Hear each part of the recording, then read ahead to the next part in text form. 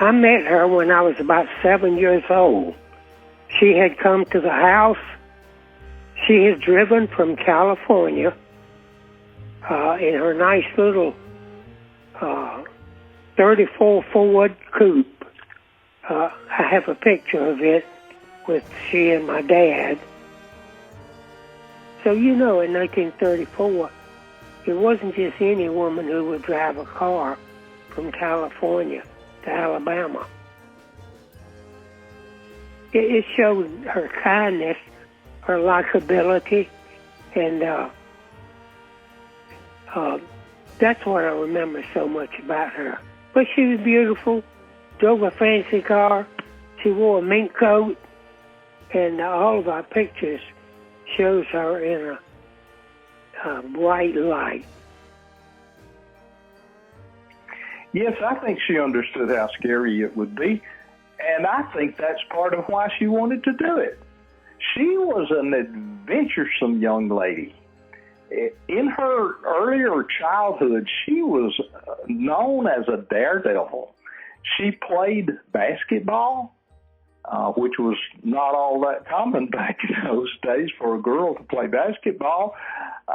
She even said that she wished she had been born a boy so she could play football.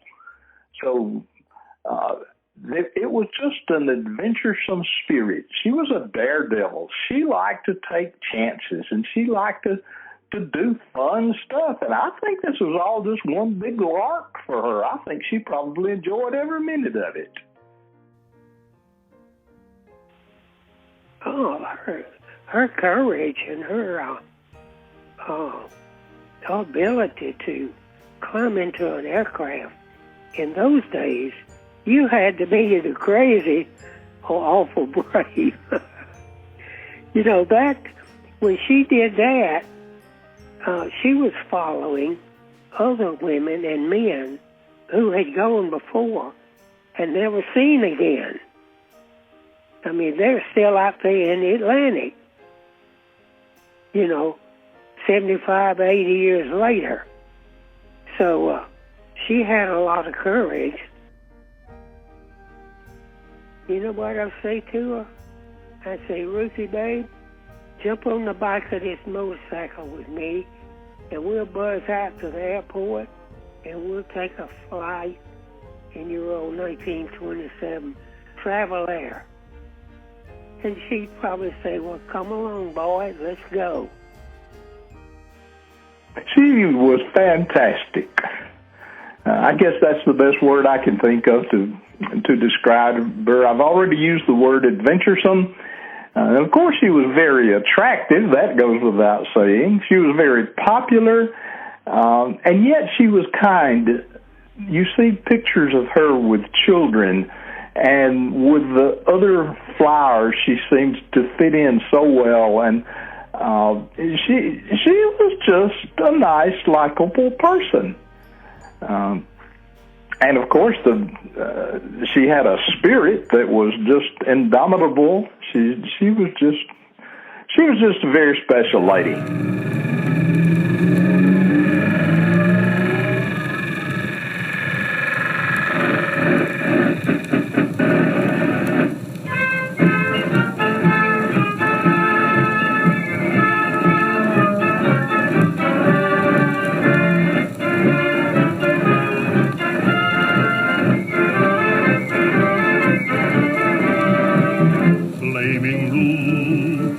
Like a rainbow of love, flaming blue, within your plane up above, when you're sailing o'er the skies. The sun is eclipsed by the light in your eyes, flaming blue. You are a joy to behold, and you've set our brain all whirl. You're a sister to Lindy when up in the sky the American eagle taught you to fly, flaming blue. We're proud in telling the world that you are an American girl. Far in the heavens and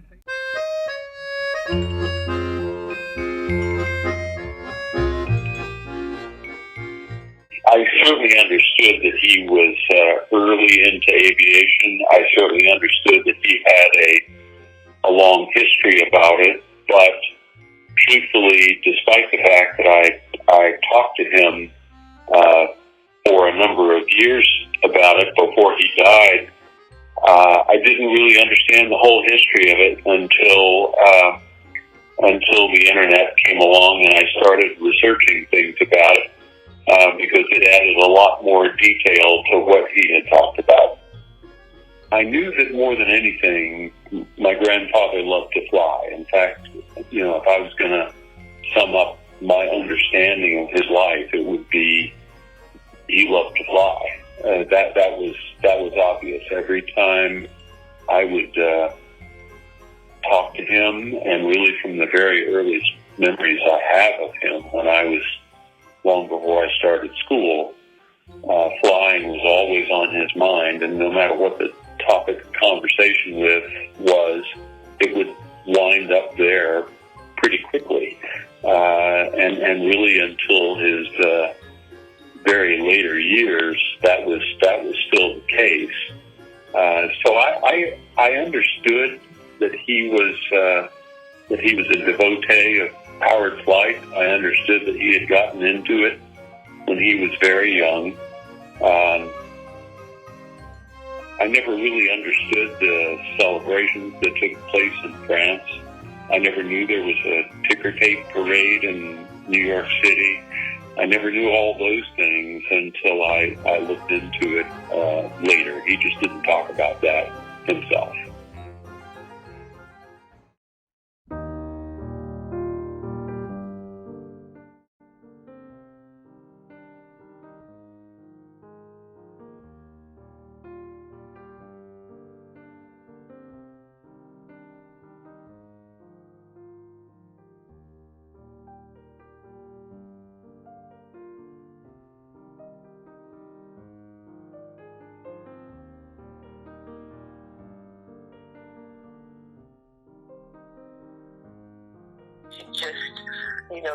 She rode her horses very fast, and we think she drove her cars very fast. I think she was quite some go, and I think she just liked to do things that were exciting, and the next thing, at the time was flight, and it was what everybody wanted to do. And of course she was in the position of having the money to be able to do it, so I think she was drawn to that, and I think, flight then gave her a freedom that, riding a horse and riding a car didn't, so it must have been amazing for her to discover that. I think because she was so like her father, just from, little snippets that people said that knew them, and just when you see the things that she did, she had that extraordinary drive that he had that took him from being, a clerk in an office to being this, behemoth in industry. So she obviously shared that, but of course for women during that period, there weren't the opportunities, even for somebody of her class and money. But, it was so incredibly limited. Had she been a boy, I have no doubt that, she would have followed him into P&O and been on the board and, like happened with all the kind of the male relatives.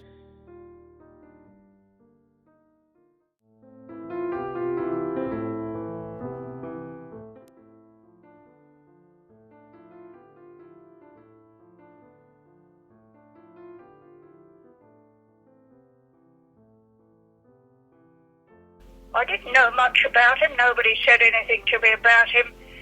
I think I said at boarding school on the 13th of March, my sister would come and tell me that it was the anniversary of his flight.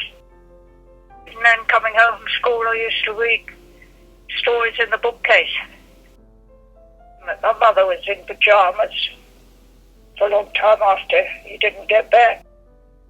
Well, I think all of them were a bit brave who did those things, and I think they were positive that they could do it. Because of his trouble in one eye,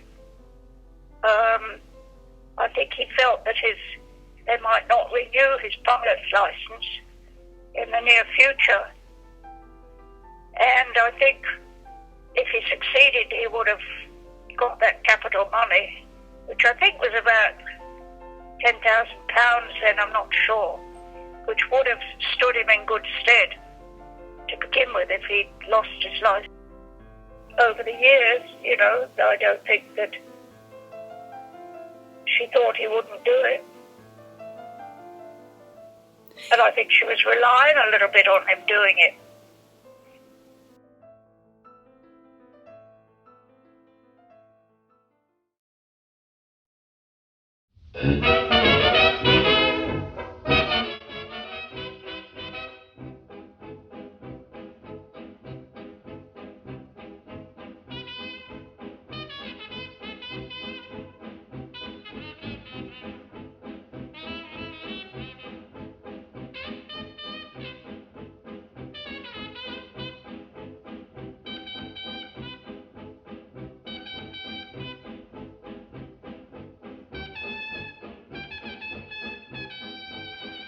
Well, she was very dynamic and pretty forceful, but in a